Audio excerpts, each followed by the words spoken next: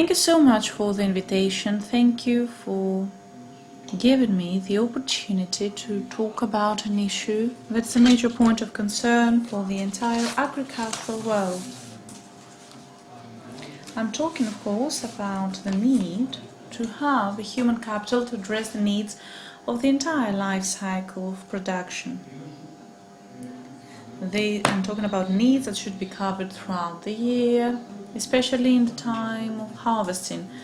When Mr. Yiannakakis invited me to be a speaker, I was actually surprised, because the topic of this conference is none other than innovation. So I thought maybe it is irrelevant for a Secretary General for Migration Policy to address a forum that focuses on this topic. It is true that innovation could also be a part of lawmaking and the way in which the state tries to address the various problems that occur. For you, the deficit in human capital is, as it was also mentioned by the previous panel, widely known, especially after the arrival of numerous labour workers following the collapse of the former Eastern Bloc.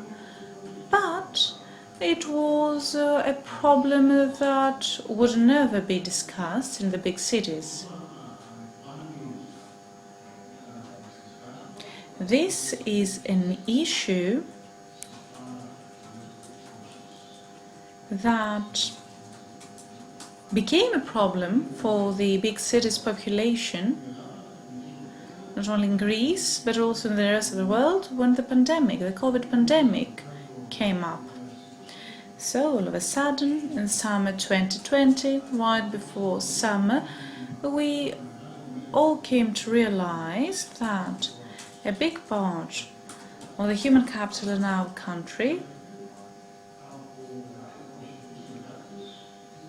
it comprises seasonal workers that are residents of neighboring countries and elsewhere.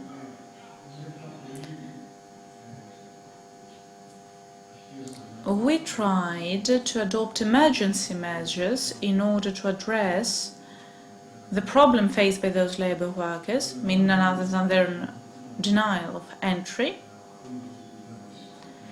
We capitalized on the legal acts that were available back then in order to address this issue. However,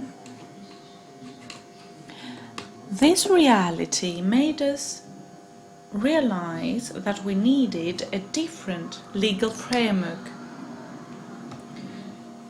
focusing specifically on seasonal work, seasonal employment.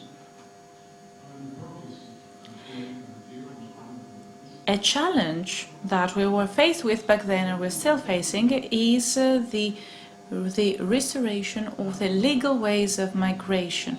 Over the past decades, we are used into receiving migratory or refugee flows, irregular migrants,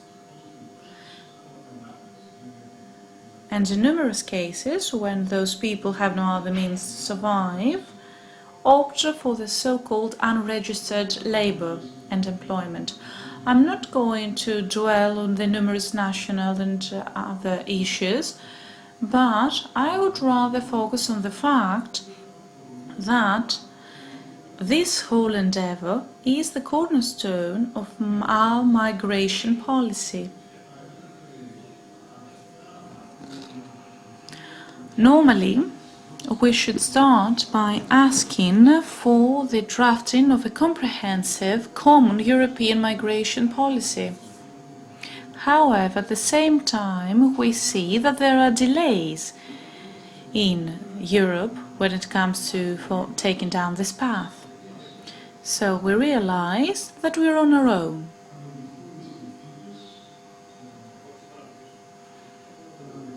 And we need to create the right conditions in order to reverse the irregular migration, with everything it entails in terms of their quality of life, their financial status, the society of reception, our insurance system, as well as the social cohesion aspect of our country. So, we have started doing some things, maybe many of you might know that. We try to lay the foundations that will lead us to bilateral agreements with their countries of origin. This means that we can pave legal ways for them to enter our country. The first thing was to create a new framework.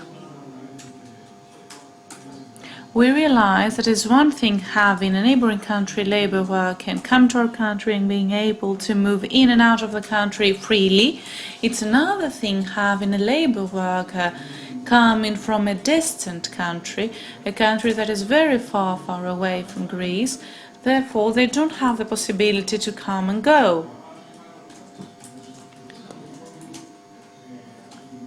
We therefore introduced the 5-year-long residence permit for seasonal work. This permit can receive another 5-year renewal, and this is a decision that is up to both the employer and the labor worker.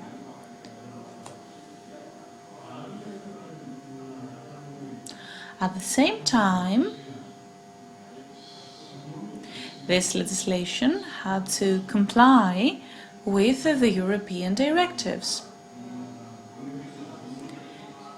something that would prevent future problems with the European Court of Justice or the competent committees. Having created this relatively simple framework, we started negotiating with other countries, countries of origin of irregular migrants. You do realize that those countries are very specific. I'm talking about Bangladesh, Pakistan, Egypt, India, and a few more countries that export migrants. And within a short time period, we managed to conclude to a bilateral agreement with Bangladesh, establishing a couple of things. The first is the acceptance on behalf of Bangladesh that there is this 5-year-long provision permit I described before, in order for those people to work here.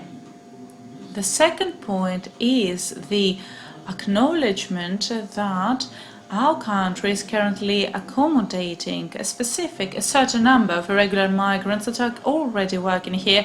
So we had to ensure that what we have in place is a way to make all those people lawfully residing and work in our country without having a permanent residence, a permanent permit for them, because that would lead to another entitlements of nationality, etc.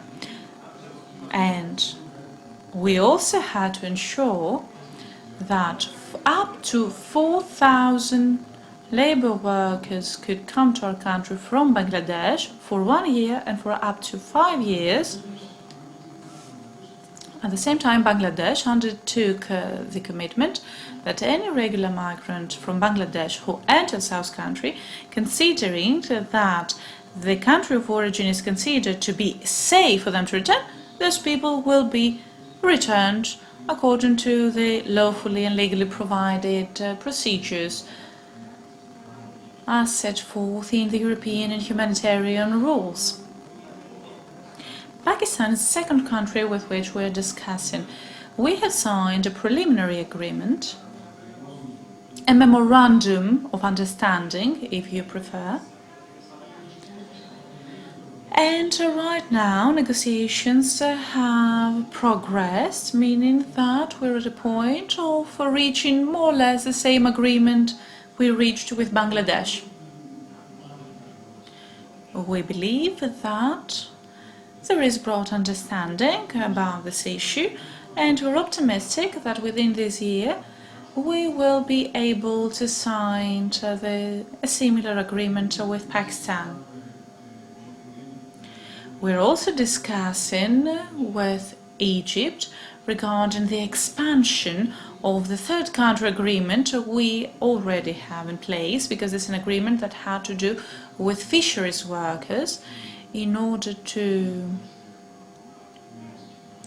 ensure a legal way of having these people migrating for work.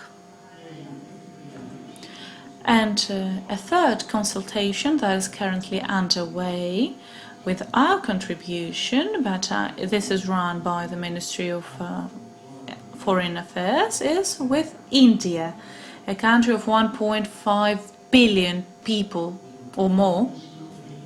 This is a broader framework, collaboration framework, that is not only relevant to migration, so this is a consultation negotiation that has been undertaken by the Ministry of Foreign Affairs. Now, to come to the more practical aspects, I would like to remind you that the agreement with Bangladesh will be ratified by the Greek Parliament within June. Let's now move on to more practical aspects.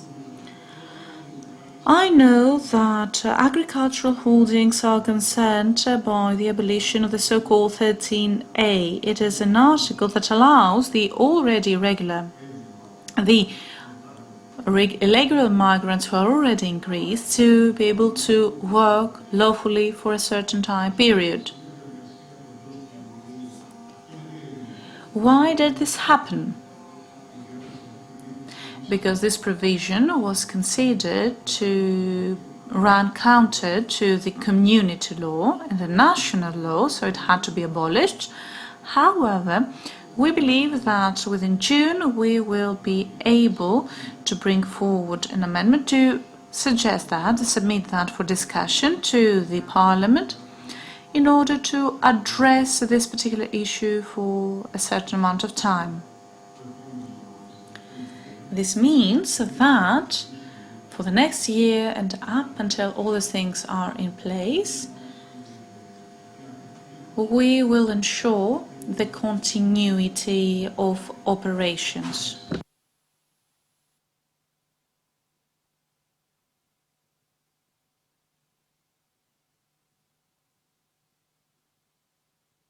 Well, that's all I had to say. I wanted to be brief and succinct, but if you have any answers, I will be happy to give you an answer. It is true that we have an extreme shortage of labor workers, particularly in the agricultural sector, but believe me that this is something that also affects other sectors of the Greek economy. I'm talking about tourism, for example. This year we are faced with more similar problems.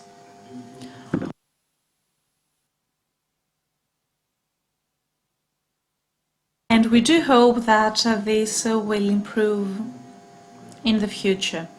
But this is also indicative of the problems that many sectors will encounter in the future.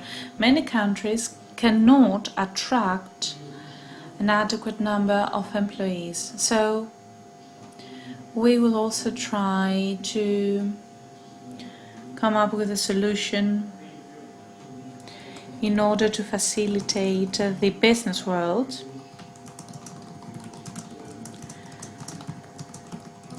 that try to return to normal back after 2 years of pandemic.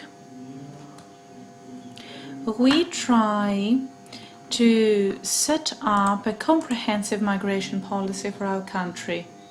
Since we now have taken over the control of our borders, and given that we have managed to avoid irregular migration flows, we have shifted our field of work on lawful migration, regular migration, that will be beneficial to the Greek state as well as everyone who will come to our country without all the risks that might emerge in the case of regular migration. With those few thoughts, thank you so much for your attention.